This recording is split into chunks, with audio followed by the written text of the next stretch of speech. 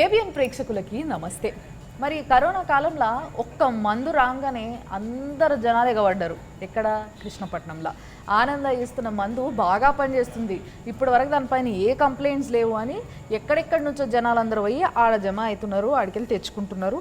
Course కొంతమందికి అక్కడ కూడా కరోనా వస్తుందేమో, కానీ అయినప్పటికీ మందు ఉంటే చాలు. కాబట్టి ఆ మందు ఏంది, అది ఎట్లా తయారు చేస్తున్నారు ఏం అర్థమవుతలేదు. ఎందుకంటే మనం చూసిన విజువల్స్లో పెద్ద పెద్ద బకెట్లలో మందు ఉన్నది, నింపిస్తున్నారు, వేసుకుంటున్నారు, లేచి కూర్చుంటున్నారు, తింటున్నారు, చచ్చిపోయేటోళ్ళు బతుకుతున్నారు, ఇట్లా రకరకాలుగా జరుగుతున్నాయి.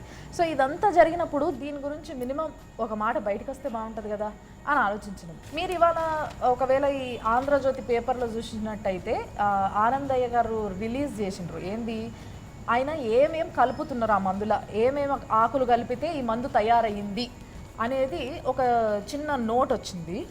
అయినప్పటికీ ఏది ఎంత కలుపుతున్నారు అనే క్లారిటీ మాత్రం మనకు ఇయ్యలేదు.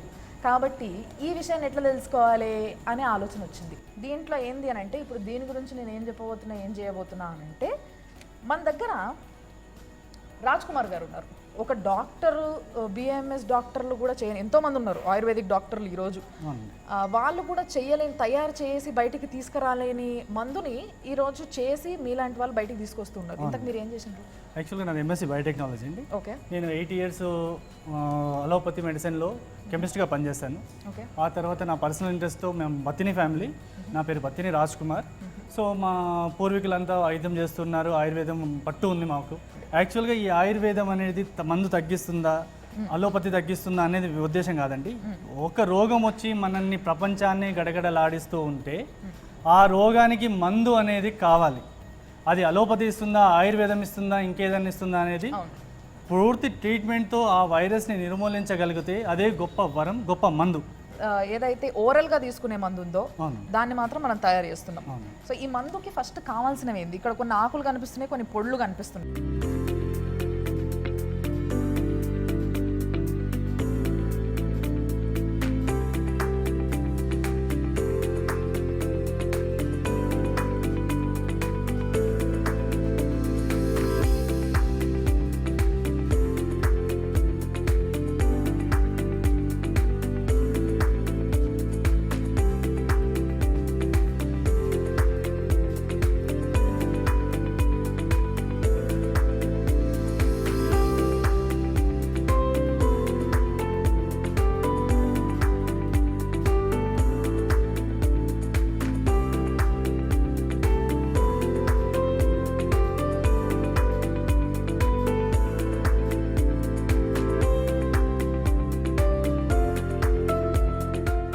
సో ఇందులో పుప్పింటాకు ఉంది, నేల ఉసిరి ఉంది, తర్వాత వచ్చి తిప్పతీగ ఉంది. ఇలాంటి వనమూలికలతో సో ఏదైనా సరే ఒక మందును, ఇందులో ఎలాంటి హానికరమైనవి లేవని ఆయుష్ డిపార్ట్మెంట్ కూడా చెప్పింది. సో రీసెర్చ్ చేసి మాకు కూడా తెలుసు ఈ వనమూలికల గురించి. ఇందులో ఎలాంటి టాక్సినేషన్ లేదు, విషపూరితమైన ఆల్కలైడ్స్ ఎలాంటి మొక్కల్లో లేవు. కాబట్టి మీరు స్వయంగా ఇంట్లో ఈ మూలికలు ఉంటే మీరు తయారు చేసుకొని మీలో ఎవరికైనా పాజిటివ్ వచ్చినా, లేకపోతే ఇమ్యూనిటీ పవర్ లేకపోయినా ఇది వాడి మీరు తక్కువ చేసుకోవచ్చు. సో మరి ఒక్కసారి తయారు చేద్దామా? తప్పకుండా అండి.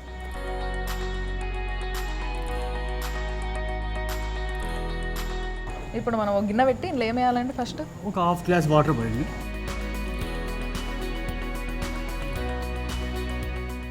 వేడి అయిన తర్వాత బెల్లం వచ్చేసి ఒక 100 grams బెల్లం తీసుకోండి. ఇందులో మీకు గుప్పెడు పిడికెడు అని చెప్పకుండా కరెక్ట్ మెజర్మెంట్స్ ఇవ్వడం జరిగింది. మీరు ఇంట్లో కూడా ట్రై చేసి వాడవచ్చు. దీంట్లో ఎలాంటి హానికరమైన పదార్థాలు ఏమి లేవు. బెల్లము వాడచ్చు, లేదంటే తాటి బెల్లం కూడా వాడచ్చండి. ఓకే. 100 grams ఏది మంచిది అంటారు? తాటి బెల్లం వేస్తే చాలా మంచిది. ఓకే. తాటి బెల్లం దొరకని వాళ్ళు మామూలు బెల్లం వాడచ్చు. ఓకే. తాటి బెల్లం కూడా ఇప్పుడు ఈజీగానే దొరుకుతుంది కాబట్టి కావాలనుకున్న వాళ్ళు కొనుక్కోవచ్చు. బెల్లం వేసుకొని ఆ బెల్లం మొత్తం కరిగి పాకంలాగా కావాలి. బెల్లం పాకంలాగా కావాలి, చిక్కటి పాకంలాగా అవ్వాలి. ఓకే.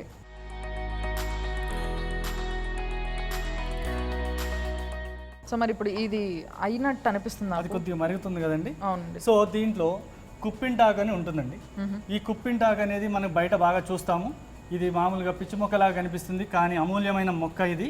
ఈ కుప్పింటాకుని ఏం చేయాలంటే మనం ఆకులు తీసుకొని కొద్దిగా శుద్ధిగా కడిగి మంచినీళ్ళలో ఒక 4 సార్లు కడగాలి. దానిపైన ఎలాంటి మచ్చలు మరకలు అలాంటివి కనిపిస్తుంటాయి, వైరస్ డిసీజెస్ బ్యాక్టీరియల్ డిసీజెస్ ఉంటాయి. అలాంటివి లేకుండా ఫ్రెష్గా గ్రీన్గా ఉన్న ఆకును చూసి తీసుకోవాలి. తీసుకొని ఈ కుప్పింటాకు వచ్చేసి 20 గ్రాములు తీసుకోవాలండి. 20 గ్రామ్స్ కుప్పింటాకు, 100 గ్రామ్స్ బెల్లంకి 20 గ్రామ్స్ కుప్పింటాకు. ఓకే. తర్వాత నేల ఉసిరి అని దొరుకుతుంది, అది కూడా పిచ్చి మొక్కలాగానే వీడి మొక్కలాగానే కనిపిస్తుంది. ఇది కూడా మంచి హై వాల్యూస్ ఉన్న మొక్క. కుప్పింటాకు కఫంకి కానీ ఊపిరితిత్తుల్లో ఉన్న కఫంని తీసి పడేయడానికి చాలా ఉపయోగపడుతుంది. నేల ఉసిరి కూడా అలానే పనిచేస్తుంది. ఈ నేల ఉసిరి గొంతులో గరగర కానీ ట్రాన్సిల్స్ వచ్చిన ఆస్తమాకు ఉన్న వాళ్ళకు కూడా ఇది ఎక్కువగా వాడతారు. ఈ నేల ఉసిరికి వెనక చూస్తే చిన్న చిన్న కాయలు కనిపిస్తాయి, చిన్న కాయలు ఉంటాయి ఆ ఆకు వెనక. సో వాటిని నేల ఉసిరి, చిన్న ఉసిరికాయలా కనిపిస్తాయి, అందుకే దీన్ని నేల ఉసిరి అంటారు. దీన్ని మొత్తం బెరడుతో సహా వాడొచ్చండి. 10 గ్రామ్స్ తీసుకోవాలి. సో 20 గ్రాములు, ఇది 10 గ్రాములు. తర్వాత తిప్పతీగ ఉంది, ఈ తిప్పతీగ వచ్చేసి 4 గ్రామ్స్ తీసుకోవాలండి. తిప్పతీగ అనేది చెట్లపైన పాకుతూ ఉంటుంది. దీనికి మరణం లేని మొక్క, ఇది సంజీవిని మొక్క. ఇది ఎక్కువగా లివర్ ఫంక్షనింగ్కి జాండీస్ అయిన వాళ్ళు ఎక్కువగా ఈ రసాన్ని పోస్తూ ఉంటారు ఊర్లలో. సో ఇలాంటి రసాన్ని తీసుకొని కానీ లేదంటే దీని బెరడు ఎక్కువగా యూస్ఫుల్ ఉంటుంది. మెడిసినల్ వాల్యూ బెరడులో ఎక్కువగా ఉంటుంది. బెరడు అంటే దీని కాండం అండి. ఈ కాండం తీసుకొని ఆరబెట్టుకొని తీసుకోవచ్చు, ఎండబెట్టి కూడా పొడి చేసుకొని కూడా వాడచ్చు. ఎలాంటి మెడిసినల్ వాల్యూస్ వెళ్ళవు. దీనిలో కూడా ఎలాంటి రోగం లేని మొక్కను మాత్రమే సెలెక్ట్ చేసుకోవాలి. దయచేసి మీరు రోగం ఉన్న మొక్కను సెలెక్ట్ చేసుకోవద్దు, ఎలాంటి గీతలు కానీ మరకలు కానీ ఉన్న మొక్కను సెలెక్ట్ చేసుకోవద్దు. పచ్చగా కడగాలి, 4-5 టైమ్స్ కడగాలి. ఉప్పు వేసి కడిగితే ఇంకా మంచిదండి. సో ఈ తిప్పతీగ వచ్చేసి 4 గ్రామ్స్ తీసుకోవాలండి. ఈ 3 ఇంగ్రీడియంట్స్ని కలిపి మనము దీన్ని పేస్ట్ లాగా చేయాలి. జీలకర్ర కూడా వేసినట్టున్నారు. దీంట్లో జీలకర్ర కూడా ఉంటుంది. 20 గ్రాములు జీలకర్ర తీసుకున్నాము. ఈ జీలకర్రను కూడా 20 గ్రాములు వేసేసి మిక్సీలో గ్రైండ్ చేసుకోండి. రోల్లో గ్రైండ్ చేయాలా లేకపోతే చేతితో దంచాలా అవసరం లేదండి, మిక్సీలో హ్యాపీగా గ్రైండ్ చేయొచ్చు. ఈ గ్రైండ్ చేసిన ఈ పదార్థాన్ని ఈ బెల్లం పాకంలో డైరెక్ట్గా మనం వేయొచ్చండి. మీరు వేయండి.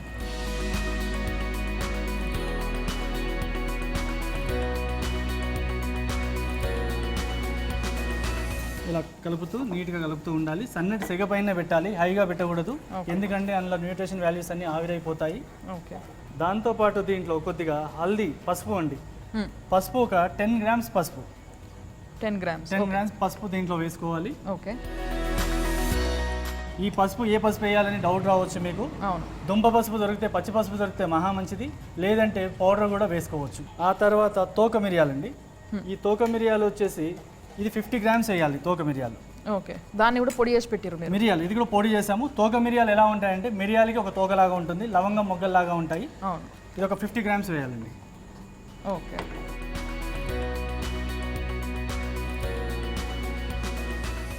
తర్వాత దీంట్లో అల్లం వాడచ్చు, లేదంటే సొంటి, దీని ఎండు సొంటి అంటాము, సొంటి పౌడర్ కూడా వాడచ్చు. ఇది ఒక 50 గ్రామ్స్ వేయాలండి.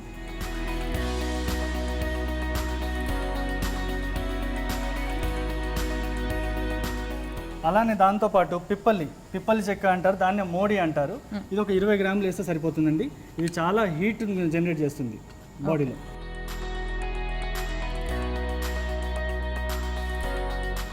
తర్వాత వచ్చేసి జాజికాయ అండి. ఈ జాజికాయ ఒక 20 గ్రామ్స్ అండి. ఓకే. ఈ జాజికాయ చాలా మంచిది, నిద్రలేమి సమస్యను కూడా దూరం చేస్తుంది. ఓకే.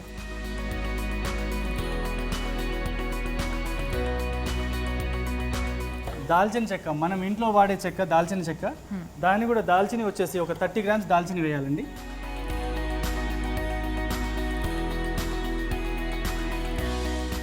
ఇవన్నీ కూడా బాడీలో హీట్ ప్రొడ్యూస్ చేస్తాయి కదండి కొంచెం. మరి హీట్ వల్ల మోషన్స్ అలాంటివి ఏమైనా అయితే ఈ మందు వాడిన కొత్తలో అట్లా? లేదండి, ఇది ఎక్కువగా మళ్ళీ ఇది తయారు చేసిన తర్వాత ఒక పర్సన్కి ఎంత డోస్ ఇవ్వాలనేది కూడా ఒక మెజర్మెంట్ ఉంటుంది. హెవీగా తింటే మోషన్ అయ్యే ఛాన్సెస్ ఉన్నాయి. ఈ ప్రోడక్ట్కి అట్లా కాదండి, ఇది మినిమం 2 గ్రామ్సే తీసుకోవాలి.